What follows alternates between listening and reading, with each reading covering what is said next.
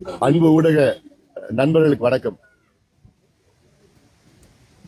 4 நாட்களாக தமிழ்நாட்டில் காவிரி பாய்கின்ற மாவட்டங்களில் ஒரு மாபெரும் விழிப்புணர்வு நடைபயணத்தை மேற்கொண்டிருக்கின்றோம்.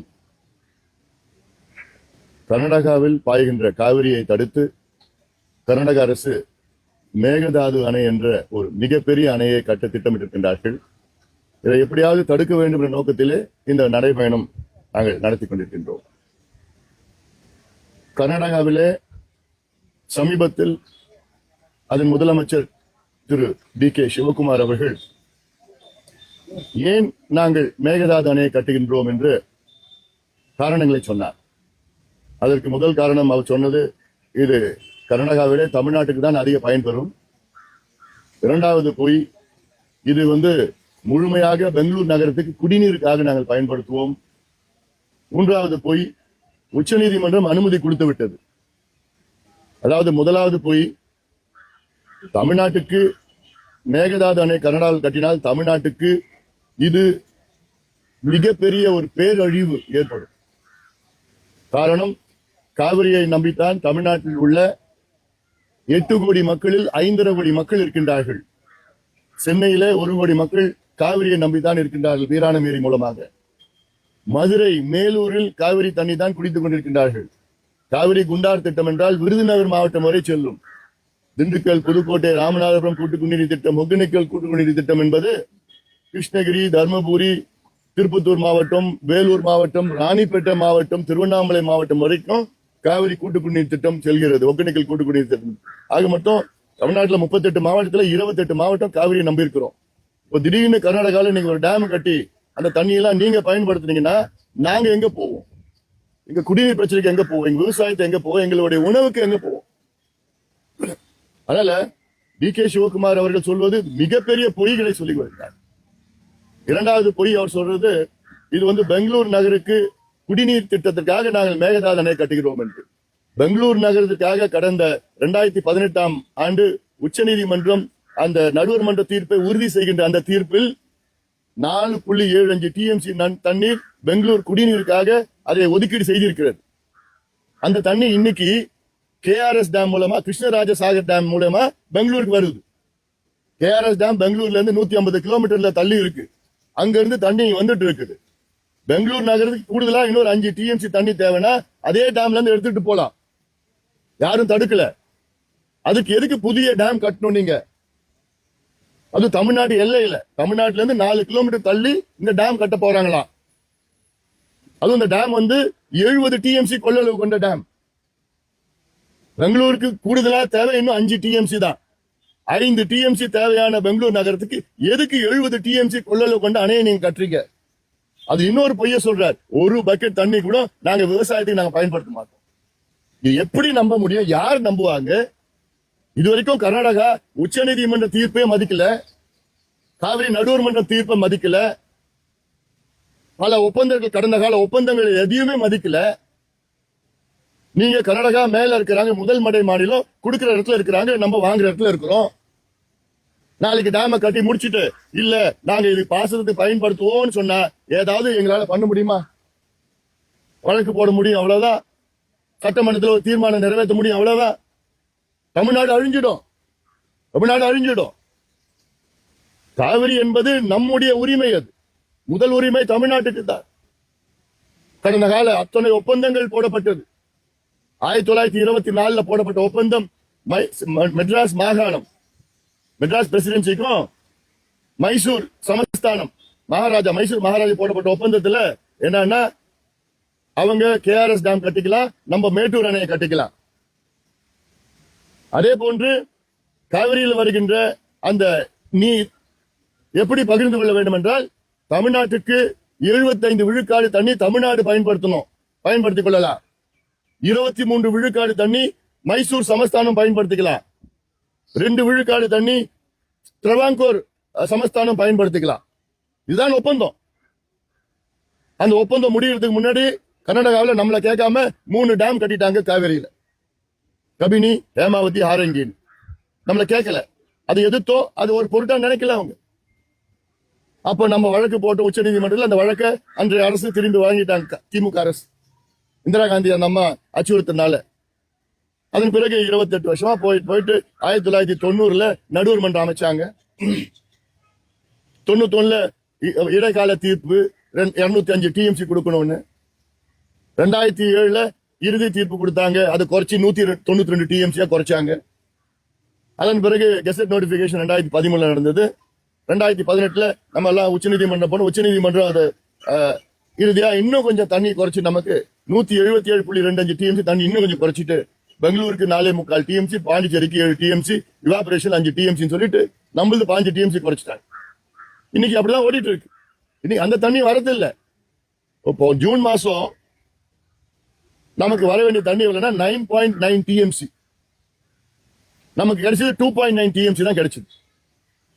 கடந்த 10 வருஷமா நீங்க கணக்கு போட்டீங்கன்னா 3 வருஷம் தான், 3 ஆண்டுகள் தான் ஜூன் மாசம் நமக்கு 9.9 டிஎம்சிக்கு மேல தண்ணி கிடைக்குது. மீதி 7 வருஷம் 1 டிஎம்சி, 1.5 டிஎம்சி, 2 டிஎம்சி, ஒரு வருஷம் 3/4 டிஎம்சி தான். இது டேம் கட்டுறதுக்கு முன்பு, மேகதாது கட்டுறதுக்கு முன்பு. மேகதாது அணை கட்டிட்டாங்கன்னா அந்த தண்ணி வரப்போறது கிடையாது. ஜூலை மாசம் நமக்கு வர வேண்டிய தண்ணி 42 டிஎம்சி வரப்போறது கிடையாது. ஜூலை 4ஆம் தேதி இன்னைக்கு கல்லணையில இருக்கிறோம். இப்ப இந்த பேட்டி கல்லணையில நான் கொடுக்கிறேன். கல்லணை என்பது தமிழர்களுடைய வரலாறு. கல்லணை என்பது உலக அளவில் 4வது பழமையான நீர்த்திட்டம். இந்தியாவிலே மிக பழமையான நீர்த்திட்டம் கல்லணை. நம்முடைய கரிகாலன் அவர்கள் கட்டிய கல்லணை 2000 ஆண்டுகளுக்கு முன்பு. உலகத்துல மீதி 3 நீர்த்திட்டங்கள் எல்லாம் இப்ப பயன்பாட்டில் இல்ல. உலகத்துல மிக பழமையான பயன்பாட்டில் உள்ள நீர்த்திட்டம் கல்லணை. இது காவிரியின் குறுக்க தமிழ்நாட்டில் இருக்கு. 2000 ஆண்டுகளா நாம் பயன்படுத்திட்டு வரோம் காவிரி. அதுக்கு முன்பு பயன்படுத்திட்டு வரோம். கரிகாலன் அவர்கள் வந்த பிறகுதான் இந்த காவிரி டெல்டா பகுதிக்கு, ஏன்னா வெள்ளம் அவ்வளவு வெள்ளம் வரும், இந்த தண்ணியை டைவர்ட் பண்ணி, டைவர்ஷனரி டேம், ஸ்டோரேஜ் இல்ல, டைவர்ஷனரி டேம். அதன் பிறகுதான் சார் ஆதர் காட்டன் வந்தார், வெள்ளையர். அவரும் கால்வனும் சேர்ந்து இந்த கல்லணையை நல்லா ஸ்ட்ரென்தன் பண்ணி உறுதிப்படுத்தி இன்னைக்கு அதுல பயன்பாட்டில் இருந்துட்டு இருக்கு இன்னும்.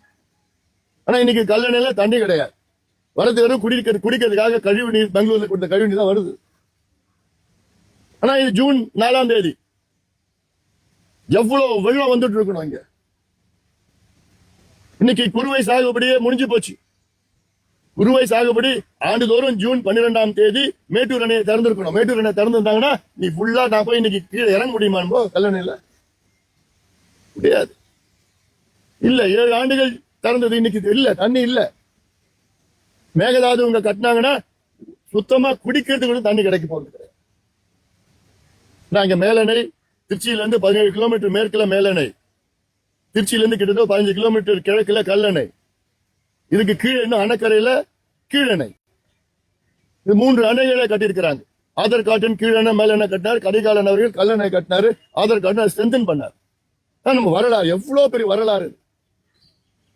ஆனா இதை எல்லாத்தையும் அழிக்கிறதுக்காக கர்நாடகாவில் மேகதாது என்ற ஒரு தேவையில்லாத ஒரு அணை, தேவையே இல்லை உங்களுக்கு, அடாவடியா கட்டத்துக்கு திட்டமிட்டு இருக்கிறார். நேற்று பாத்தீங்கன்னா கர்நாடகா வனவிலங்கு வாரியம், கர்நாடகா வைல்ட் லைஃப் போர்டு அந்த மேகதாது கட்டுற இடத்துல ஆய்வு பண்ணுது. 30 மீட்டர் ஆழத்துக்கு போர் போட்டு அது சாயில் டெஸ்டிங் பண்றாங்க, ராக் டெஸ்டிங் பண்றாங்க. அங்க எவ்வளவு வனவிலங்கு இருக்குன்னு கணக்கெடுக்கிறாங்க, எவ்வளவு மரம் இருக்குன்னு கணக்கெடுக்கிறாங்க. அந்த டேம் கட்டினா எவ்வளவு மரம் அழியும், எவ்வளவு வனவிலங்கு அழியும் கணக்கெடுத்து அதுக்கு கிட்டத்தட்ட அனுமதி கொடுக்குறாங்க. டிபிஆருக்கு விரிவான திட்ட அறிக்கை, டீடைல் ப்ராஜெக்ட் ரிப்போர்ட் வந்து அது கேட்கறாங்க, உச்சநீதிமன்றம் கேட்கறாங்கன்னு அது கொடுக்குறாங்க. இப்படி வேகமா கர்நாடகாவில் வேலை நடந்துட்டு இருக்கு. ஆனா தமிழ்நாட்டில் இந்த எம்எல்ஏ எப்படி பிடிக்கிறது, அந்த எம்எல்ஏ எப்படி இங்க வாங்கலாம், காசு எவ்வளவு கொடுக்கலாம், 30 கோடியா 50 கோடியா 100 கோடியா, எப்படி குதிரை பேரம், யானை பேரம், ஒட்டகம் பேரம் எது செய்யலாம். இதுலதான் நம்ம தமிழ்நாட்டில் இருக்கிற அரசியல் கட்சிகள் ஈடுபட்டு இருக்கிறாங்க. கர்நாடகா நம்ம வேகமா எல்லா கட்சியும் ஒன்னா சேர்ந்து இருக்கிறாங்க. அங்க காங்கிரஸ், பிஜேபி, ஜனதாதள், கம்யூனிஸ்ட் எல்லா கட்சியும் டி கே சிவகுமார் முதலமைச்சர் வீட்டுல சந்திக்கிறாங்க. அத்துணை தலைவர்களும் டெல்லியில போய் பிரதமரை சந்திக்கிறாங்க, நீர்வளத்துறை அமைச்சரை சந்திக்கிறாங்க. எல்லா வேலைகளும் அங்க வேகமா நடந்துட்டு இருக்கு. நம்ம இந்த வேலையில நம்ம ஈடுபட்டு இருக்கிறோம். அதனால்தான் இந்த நடைப்பயணம். தமிழ்நாட்டில் உள்ள இளைஞர்களே வாங்க, வெளியில வாங்க, சத்தம் போடுங்க, ரோடுக்கு வாங்க. உங்களுடைய எதிர்காலம், உங்க ஒவ்வொருடைய எதிர்காலம், உங்களுடைய எதிர்காலம் மட்டும் இல்ல, உங்க வாழ்க்கை பிரச்சனை. அங்க டேம் கட்டிட்ட பிறகு அழுது ஒண்ணும் பிரயோஜனம் கிடையாது. அவங்க டேம் கட்ட ஆரம்பிச்சுட்டாங்களே ஒண்ணு நிறுத்த முடியாது. அது கட்டுவதற்கு முன்பாக நம்ம தடுத்து நிறுத்தினாதான் நிறுத்த முடியும். அடிக்கல் நாட்டிட்டு கட்ட ஆரம்பிச்சாங்கன்னா முடிஞ்சு போச்சு, அவ்வளவுதான். 5.5 கோடி மக்களுடைய வாழ்வாதாரம் மட்டும் இல்ல, இது உணவு. காவிரி டெல்டா என்பதாவது கோதாவரி, கிருஷ்ணா ஆறு எல்லாம் பாத்தீங்கன்னா காவிரியோட 10 மடங்கு தண்ணி போற அந்த ஆறுகள். ஆனா அந்த ஆறுகள்ல கூட நமக்கு இவ்வளவு நெல் விளையிறது கிடையாது. இங்க காரணம் டெல்டா காரணம் நெல் விளையிறது என்ன முக்கியமான கரிகாலன் அவர்கள் இந்த வெள்ளத்தை தடுத்து நல்ல ஒரு ட்ரைனேஜ் சிஸ்டம், கொள்ளிடம் தனியா போயிட்டு கல்லணையில மறுபடியும் கொள்ளிடத்துக்கு தண்ணி, வெள்ளம் தண்ணி கொள்ளிடத்துக்கு போகுது. இங்க 4ஆ பிரியுது கல்லணையில. ஒன்று கொள்ளிடம், காவிரி ஆறு, வெண்ணாறு, புது ஆறு. இந்த 4 ஆறும் போயிட்டு 36 கிளைகளா பிரிஞ்சு என்டையர் காவிரி டெல்டாவை போய் அங்க பாசனம் செஞ்சு நமக்கு 1000 ஆண்டுகள் இந்த காவிரி டெல்டா நமக்கு உணவளித்துக் கொண்டிருக்கிறது. கர்நாடகாவில மேகதாது அணை கட்டிட்டாங்கன்னா அந்த உணவு நமக்கு கிடைக்காது, சோறு கிடைக்காது. நீங்க சென்னையில வாழ்ந்தாலும் சரி, கன்னியாகுமரியில வாழ்ந்தாலும் சரி, ஊட்டியில வாழ்ந்தாலும் சரி, உங்களுக்கு சோறு கிடைக்காது. அதனால்தான் எங்க வாழ்ந்தாலும் வாங்க, ரோடுக்கு வாங்க, சத்தம் போடுங்க. மிகப்பெரிய ஒரு எழுச்சி உருவாக்க வேண்டும். இது நம்முடைய உரிமை. காவிரி என்பது நம்முடைய உரிமை. ஆண்டுகளாக 1000 ஆண்டுகளாக நாம் உரிமை கொண்டாடி வருகின்றோம். அடுத்த 1000 ஆண்டுகள் நாம் உரிமை கொண்டாட வேண்டும். நம் வருங்கால சந்ததியினருக்கு உரிமை கொண்டாட வேண்டும்.